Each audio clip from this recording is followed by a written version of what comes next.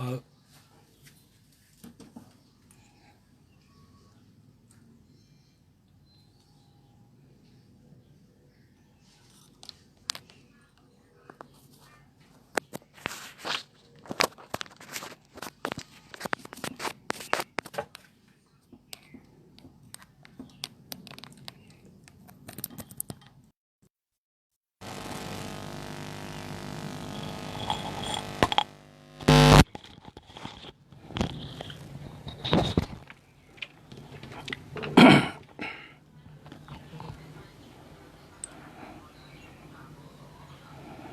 mở xuống ca mở xuống ca mở xuống ca đang yên tĩnh thầm tới còn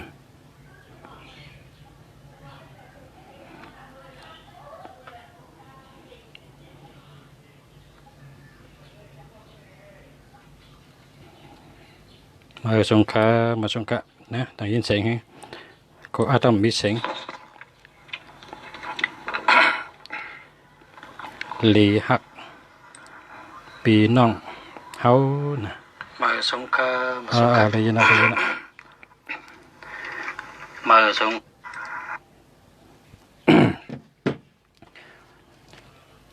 มาสงคามาสงปีน้องกูก็กูคนขะมาสงปีน้องผู้ทำยินกูก็คนขะมาสงใต้ก็กูก็ขะเนาะมาสงคาหกคอลีหักปีน้องเฮาปีน้องเจ้าคือเฮาปีน้องปะโอเฮาเนาะเฮาคาไตเหปะโอเหเป็นพี่น้องกันค่ะเฮาคาอยู่จำกันมาปียาวเข้าหึงโคก็เหมือนกันพังหังก็เหมือนกันลองดูลองไว้ลองเกอดีก็เหมือนกันเฮาเป็นพี่น้องกันเฮาอยู่เฮิรนเดียวกันอันคู่ใจมู่วันนั่นเฮาอยู่สร้างเฮิรนเดียวกินข้าวเย่เดียวอันนั้นอยู่เฮิรนเดียวกันพี่น้องกันหมอหักกันพอเฮาหมอหักกันพอเฮาพร้อมกันเฮาติดขึ้นใหญ่มาสูงนักกำพาในเป็นคนเมืองเดอมีน้ำคนเมืองเดอหมอพร้อมกันคนเมืองนั้นขึ้นใหญ่มาสูงค่ะคนเมืองเดอก็เยอะตีเมืองเดอก็เยอะเปิ้นก็หลายเจ้าคืออยู่จำกันเปิ้นหมอหักกันเหมือนปีเหมือนน้องหักกันเหมือนปีเหมือนน้องพี่น้องกันค่ะอยู่เฮิรนเดียวกันอยู่เมืองเดียวกันนะมือสุงคาในยอดนักข้างเจ้าไตหักคือนะครับยอดนักข้างเจ้าไตหักคือเขาค่ะข้าได้อ่านพื้นดิกเจ้าไตหักคือ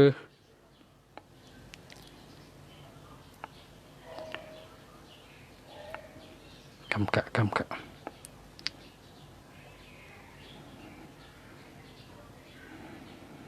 ยอดนักข้างข้าอยู่ที่ในยอดนักข้างใหญ่ๆนำค่ะ มาสุงคาพี่น้องผู้ทำยินกูก็กูก้นค่ะเมื่อในเตอ่านลองดิกพี่น้องอ่านห้องว่าปะโอเนี่ยนะเฮาขาดีหักกันฮักค่ะเขาก็เป็นคนดีหักค่ะดีหักกูก็หน้าตาก็ดีหักลองแกงตั้งยามก็ดีหักค่ะนะเฮาขาอยู่จอมกัน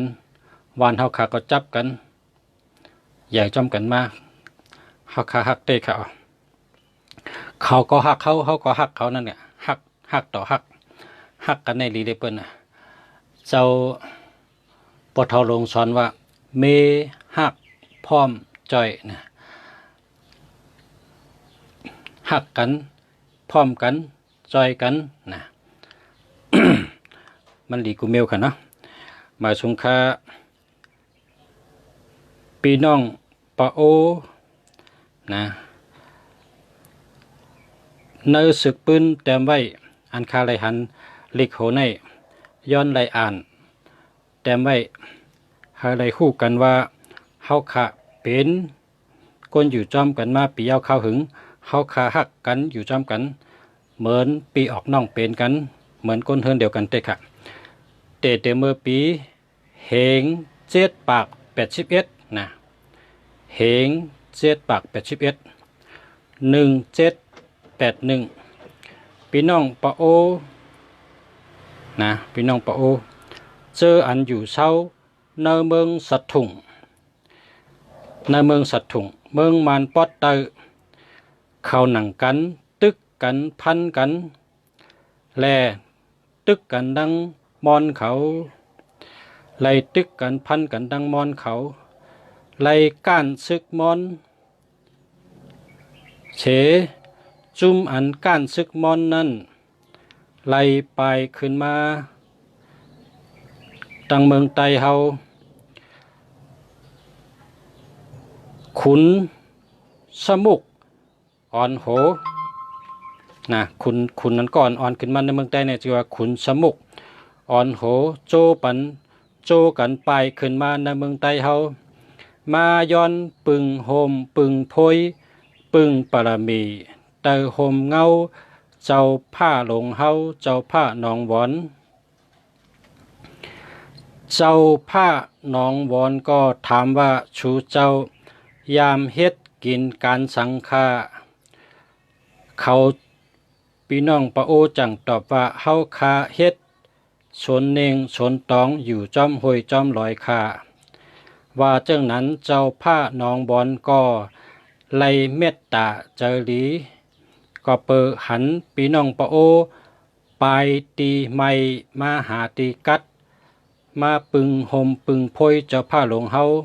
เจ้าผ้าหลงเฮามีเจรีเมตตาเจอกว้างเจรีเจอยาวฮักเอ็ดหลูพี่น้องปะโอเฮาจังปันอยู่เศร้าเตตังวันอันชื่อห้องว่าวันคำแสงนะครับอยู่เศร้าไว้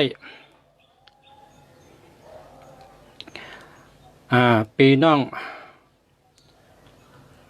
ปอดตอนอันไล่อยู่เศร้าเสแลพี่น้องปะโอเขาหอดแผวมาในเมืองไตนั่นแมนเมื่อ1 ปีเหง7 ปาก81ตัวนะครับ1781ค่ะเนาะเหง7 ปาก81เมื่อนั่นแมนเมื่อขุนหอคำตั้งเมืองมาในญากิ่งขุนหอคำโพต่อพยานะครับในเมืองมาเนี่ยเป็นปานขุนหอคำโพต่อพยานะในเมืองไตยำปานเจ้าพระน้องหมอนนะครับที่ได้ปันอาขว้างพี่น้องเฮาพี่น้องปะโอเขาไปตีไม้มาหาตีกัดมาปึงห่มปึงโพยแต่เจ้าพระไตเฮาเป็นพี่น้องปะโอเขาเนี่ยนะเป็นสัตว์ถุงลูกที่เมืองสัตว์ถุงไปมากกันเนาะเมืองปะโอในเมืองสัตว์ถุงเนี่ยมีในเมืองมอนปุ่นในเมืองมานปอดเตยปุ่นเขาอยู่กันนั้นมากค่ะขุนสมุกเป็นขุนก็เลยอ่อนโหขึ้นมาอยู่เตออำนาจพองงำเจ้าพระหนองหวอนนั่นเยาไล่อยู่เศร้าเนื้อร้อยเฮ็ดให้ผูกซ้อมตองแลเน่งเฮ็ดให้เฮ็ดชนกินปีน้องเจ้าคือปะโอมันเขาห้องว่าตองสู่มันเขาห้องว่าตองสู่อันว่านั่นตองบอกว่าลูกตั้งจานตูบอกว่าก้นค่ะกามมันห้องเขาว่าตองสู่ในเย้าตองบอกว่าลูกตั้งจานมาค่ะไผ่จันตูก้นเมียวตั้งจันนะครับชื่ออันว่าตองสูนั่นก็เป็นมารห้องเขามารต่างปันมารชื่อว่าโพต่อพยาก็อ่อนห้องในเย้าเปิ้นถามว่าก้นเจอนั้นลูกตั้งไหลมา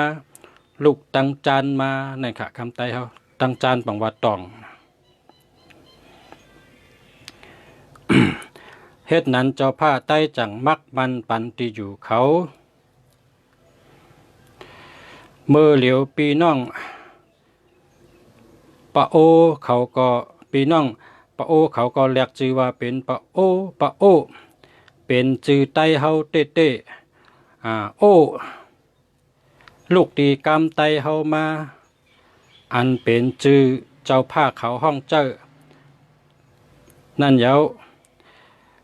เป็นก้นชึกเจ้าผ้าเขาอันยิบไว้โหหมู่ก้นชึกลิกปะโอเขาก็ตั้งเตเฮ็ดมามือเหงเก่าปาก70 ปีนะลิกปะโอเขามาอยู่ที่เมืองใต้เหก็เฮ็ดออกลิกแต่ใจตื้อก็เหงเก่าปาก70มือก่อนนั่นมันห้องเขาตองชูก้อยกาโตเหลวเขาห้องโตเขาว่าปะโอก็ลูกดีปะโอเป็นมานะโอในเป็นกำไตพี่น้องปะโอก็นุงโคไตนุงกลไตเข็นโหเหมือนไต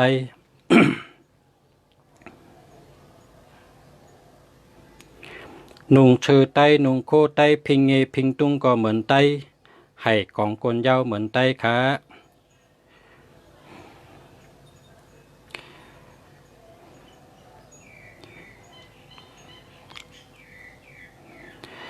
ความปีน้องปะโอก็ป่องความไตน้ำนะป่องความไตก็มีป่องความมันก็มีป่องความยังก็มีนะครับ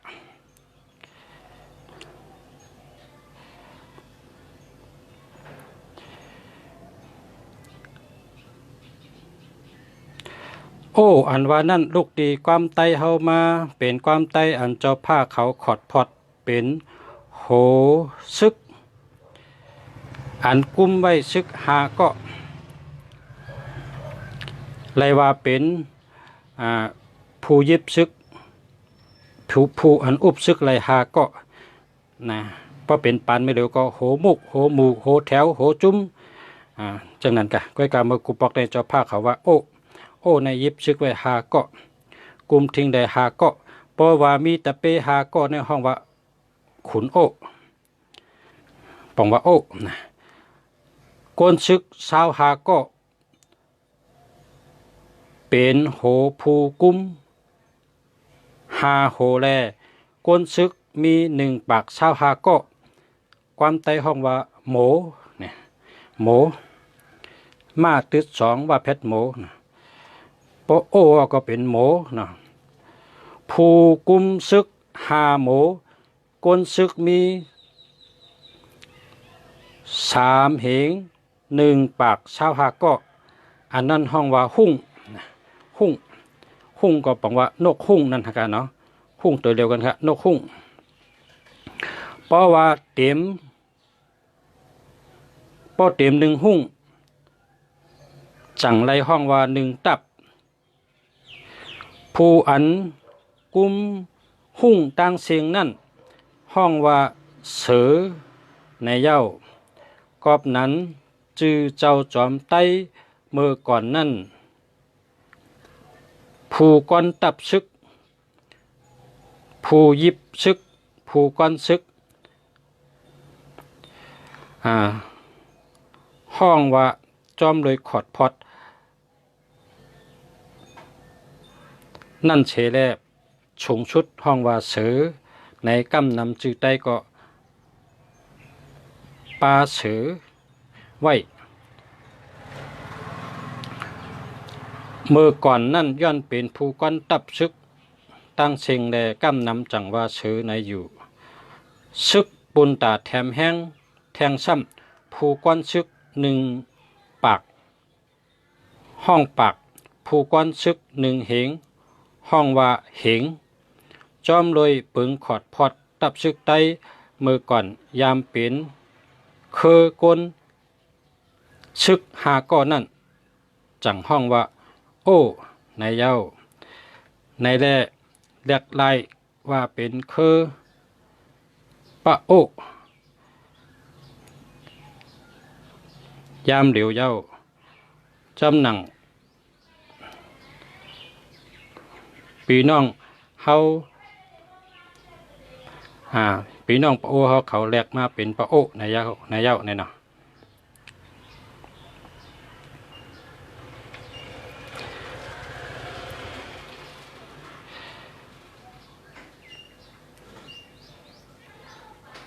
ปีน้องปะโอเฮา เป็นคนเคอเจอหลีแล้วก็หลีหักนะแล้วก็มาอยู่เช่าในเมืองไต้เฮานะก็เป็นพี่น้องกันปีหู้หนึ่งน้องหู้สองจอยกันปองขึ้นใหญ่ปีหู้สองน้องหู้หนึ่งปึงกันจังขึ้นใหญ่เฮาขาอยู่เช่าซ้ำอยู่เช่ากว่าจอมกันอย่าไปปันเปิ้นมาหลอกแหลนเฮาเหมือนมารเนี่ยเขาเป็นยานชูเฮานะมารเนี่ยเฮาเจ้าเคินในเมืองไต้เนี่ยอยู่จอมกันกะแทงปากปีเหงปีหมื่นปีล้านปีก็อยู่จอมกันมันผาดกันได้อ่ะก็เปิดว่าแผ่นดินบ้านเมืองมันยุบความแหละมันการได้อยู่จอมกันจังไหนอ่ะที่อยู่จอมกันเป็นน้ำหนึ่งเจอเร็วกันหักกันพร้อมกันซาโฮมขีลีโฮมจามก้อยกับพี่น้องปะโอก็เปิ้นหมอปิงหยาน้ำเปิ้นก็รักแหลมอยู่นะรักแหลมอยู่มานเขามาเก้าจังเหยก็มานตื้นเก้าแหละนะพี่น้องเนี่ยเฮาไต้ทั้งปะโอเป็นพี่น้องกันหักกันพร้อมกันนะประมาณมาเจอเฮาก็หรือมีสติวิริยะมีงานปิงหยาอันนี้มันแดนเฮาอันนี้มันเก่าเฮาอันนี้มันแจกเฮาอันนี้มันแทกเฮาเฮาก็หลุดทัดฉังตัวนะพี่น้องปะโอเฮานังปะโอในนุงกนใต้เหมือนกันนะเป็นพี่น้องกันมาในนุงชินตงชินตงเนี่ยเอาตั้งเตอเฮ็ดตั้งเนื้อก็ได้เอาตั้งโหเฮ็ดตั้งเตอก็ได้เอาตั้งนอกเฮ็ดตั้งเนื้อก็ได้นะพระตรงกีเขาเนี่ยนะเขาหมอลิงลายมิวงนำนะเนาะกับเพราะฉะนั้นแหละเฮาเนี่ยนุงกนใต้เหมือนกันเฮาเป็นพี่น้องกันเป็นเครือเดียวกันเฮาหลมอฮักกันหลมอพร้อมกันหลมอจอยกันเฮ็ดก่อกันอยู่จ้ำกันกว่าเข่งกำพาครับนะหักกันพร้อมกัน